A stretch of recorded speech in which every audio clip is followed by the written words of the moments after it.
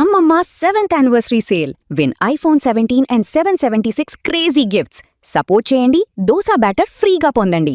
నన్నే గెలుకుతారా, మీ అంతు చూస్తా అన్నట్టుగా రెచ్చిపోయాడు 15 ఏళ్ల వైభవ్ సూర్యవంశీ. పిల్లాడే కదా, స్కూల్కి వెళ్ళే పిల్లాడే కదా, ఏమైనా అంటే పడతాడు, భయపడతాడు, ఆ యొక్క గేమ్లో లయ తప్పుతాడా అని భావించి గత మ్యాచ్లో ఏదైతే శ్రీలంక ప్లేయర్లు అతన్ని రెచ్చగొట్టి ఇప్పటికే సింహంలా గర్జించేటువంటి వైభవ్ని రెచ్చగొట్టి గాయపడ్డ సింహం నుంచి వచ్చేటువంటి శ్వాసను చూద్దాం అనుకున్నారు. అనుకున్నట్టుగానే చూశారు. ట్రై సిరీస్లో భాగంగా ఆఫ్ఘనిస్తాన్ ఏ జట్టు, శ్రీలంక ఏ జట్టు, టీమిండియా ఏ జట్టు మధ్య జరుగుతున్నటువంటి మ్యాచ్ల గురించి మనకు తెలిసిందే. దీంట్లో మొదటి 3 మ్యాచ్ల్లో వైభవ్ పెద్దగా రాణించలేదు. కానీ ఫైనల్ మ్యాచ్ శ్రీలంక ఏతో జరిగినటువంటి ఫైనల్ మ్యాచ్లో బడిత పూజ చేశాడు శ్రీలంక ఏ జట్టు మీద. గత మ్యాచ్లో తనని రెచ్చగొట్టి తనతో గొడవపడడానికి కారణమైనటువంటి ఆ జట్టు సభ్యుల్లో ఒకడికి ఇండైరెక్ట్గా కాదు, డైరెక్ట్గానే అటాక్ చేయించాడు. ఆ యొక్క గర్జన ఎంత గట్టిగా ఉందంటే ప్రపంచ రికార్డ్స్ అన్నీ కూడా ఒక్క మ్యాచ్లోనే తలకిందలయ్యేటువంటి పరిస్థితి ఏర్పడింది.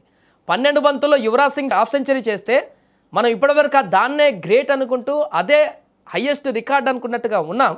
అంటే ఇది ఫస్ట్ క్లాస్ గేమ్ అయినప్పటికీ, ఇంటర్నేషనల్ గేమ్ కాకపోయినప్పటికీ ఆల్మోస్ట్ శ్రీలంక ఏ, ఇండియా ఏ జట్ అంటే మెయిన్ టీంతో సమానమే. కాబట్టి అది కూడా వన్డే మ్యాచ్లో ఆడుతుంది. 50 ఓవర్స్ మ్యాచ్లో యువరాజ్ సింగ్ కొట్టింది T20 మ్యాచ్లో. మిగతా వారు ఎవరైనా కూడా కొట్టింది తక్కువ బంతులు హాఫ్ సెంచరీ అనేది ఆల్మోస్ట్ T20లో ఉంది.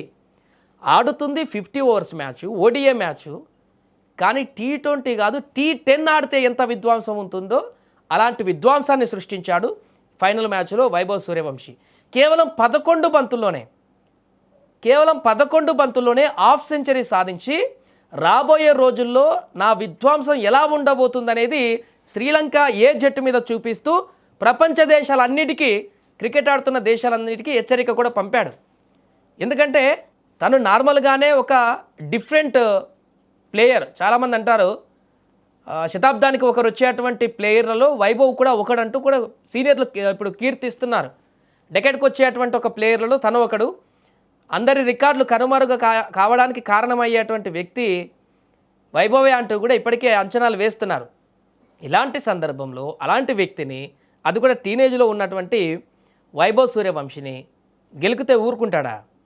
నేను ఫైర్ కాదు, వైల్డ్ ఫైర్ అంటూ రెచ్చిపోయి విధ్వంసాన్ని సృష్టించి శ్రీలంక ఏ జట్టుకి నిద్రలేని రాత్రులనే మిగిల్చాడని చెప్పొచ్చు. ఇంకా ఒకప్పుడు 2007లో కూడా యువరాజ్ సింగ్ని ఇలానే రెచ్చగొట్టి గెలికించుకొని మరీ ప్రపంచ రికార్డ్ని క్రియేట్ చేయించుకున్నారు ఇంగ్లాండ్ వాళ్ళు. ఇప్పుడు శ్రీలంక ఏ వాళ్ళు కూడా గత మ్యాచ్లో గెలికి రెచ్చగొట్టి వైభవ్ని వాళ్ళ మీద ఈ ప్రపంచ రికార్డ్ని క్రియేట్ చేసుకున్నారు. అందుకే ఒకటి క్లియర్, భారత ప్లేయర్లు ఎవరిని గెలకరు, భారత క్రికెటర్లను ఎవరైనా గెలికితే రిజల్ట్ రికార్డుల రూపంలో కనిపిస్తుంది. ఈ మ్యాచ్లో సెంచరీ మిస్ అయ్యాడు కానీ వైభవ్ 29 బంతుల్లోనే 94 పరుగులు చేశాడు. ఆ బ్యాటింగ్ చూస్తే అక్కడున్న వాళ్ళందరూ ఫిదా అవ్వాల్సిందే. శ్రీలంక బౌలర్లను నిర్దాక్షిణ్యంగా బాధేసి ప్రతీకారం తీర్చుకున్నాడు. దీంతో గత మ్యాచ్లో ఆ సూపర్ ఓవర్ మ్యాచ్లో ఓడిపోయాము.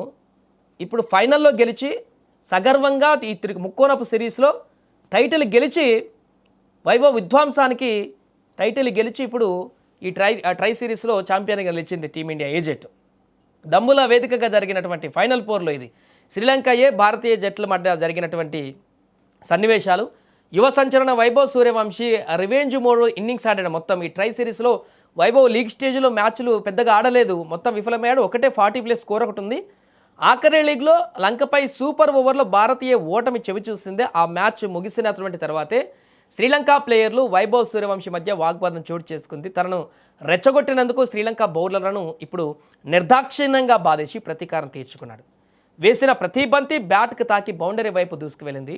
11 బంతుల్లోనే హాఫ్ సెంచరీ చేసిన వైభవ్ లిస్ట్ ఏ క్రికెట్లో ఫాస్టెస్ట్ హాఫ్ సెంచరీ రికార్డ్ చేసినటువంటి ఘనతను నమోదు చేశాడు. ఆడిన 29 బంతుల్లో మొత్తం 10 ఫోర్లు, 8 సిక్సర్లు, 324 స్ట్రైక్ రేటు, 94 పరుగులు చేశాడు. ఇది జరుగుతుంది T20నా, వన్డేనా, T10 అనేది అర్థం కాలేదు కాసేపు అక్కడ మ్యాచ్ చూస్తున్న వాళ్ళందరికీ కూడా. ఎందుకంటే 8-9 ఓవర్స్కే 130 స్కోర్ దాటిపోయింది. T20లో కూడా సాధ్యం కానటువంటి విధంగా విధ్వంసాన్ని చేసేస్తాడు వైభవ్. ఇది వన్డే ఆడుతున్నామా లేక ఇంకేమైనా ఆడుతున్నామా అన్నట్టుగా కొనసాగింది ఆ మ్యాచ్ ప్రవాహం అంతా కూడా. ఇక ఏబీ డివిలియర్స్ రికార్డును వైభవ్ విధ్వంసపు బ్యాటింగ్తో అధిగమించాడు. సెంచరీ చేయడం మాత్రము వైభవ్ అటు ఐపీఎల్లో ఇటు మ్యాచ్లో కూడా వరుసగా విఫలమవుతూ ఉన్నాడు. తాను వ్యక్తిగత స్కోర్ ఈ రికార్డుల కోసం ఆడడం లేదనేది మరొకసారి స్పష్టం చేశాడు. తన కోపం వస్తే ఎలా రిజల్ట్ ఉంటుంది, లేకుంటే మ్యాచ్ కావాల్సినటువంటి తన ప్రభావవంతమైనటువంటి ఇన్నింగ్స్ ఎలా ఉండాలో చూస్తాడు తప్ప తన సెంచరీల కోసమో తన రికార్డుల కోసం చూసేటువంటి పరిస్థితి ఉండదు అనేది కూడా ఈ యొక్క మ్యాచ్ ద్వారా కూడా మనకు తెలుస్తుంది. ఏదేమైనా వైభవ్ విధ్వంసానికి శ్రీలంక ఏ జట్టు బలైపోయిందని చెప్పాలి. ఇంకొకసారి వైభవ్ని ఎవరు గెలకాలి అని కూడా అనుకోరనేది విషయం కూడా దీంతో స్పష్టమైంది. మిస్టేక్లకు కూడా ఇంకా ఇతర ఏ జట్లు రేపొద్దున మెయిన్ టీంలోకి వెళ్ళిన తర్వాత కూడా వైభవ్ని మిగతా దేశాలకు సంబంధించిన సీనియర్లు ఏమన్నా అంటే ఎందుకు వచ్చిన తలనొప్పి అనుకునేటువంటి విధంగా మారింది ఈ ఇన్నింగ్స్.